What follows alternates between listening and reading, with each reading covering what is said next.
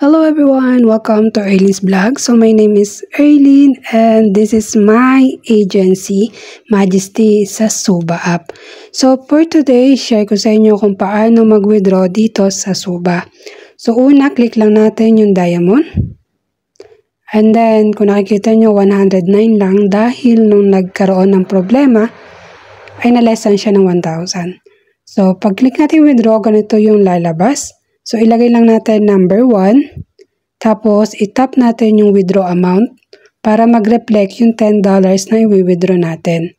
So, kung nakikita nyo, 9.80 USD, na kasi may less siya na 20.20 USD.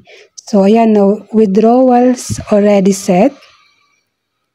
So, tingnan natin sa expenses kung nag-reflect na siya. So, yun na nga. And then, click natin yung details kung tama nga ba yung ating nailagay. So, ito guys, yung ating withdraw dito kay Suba.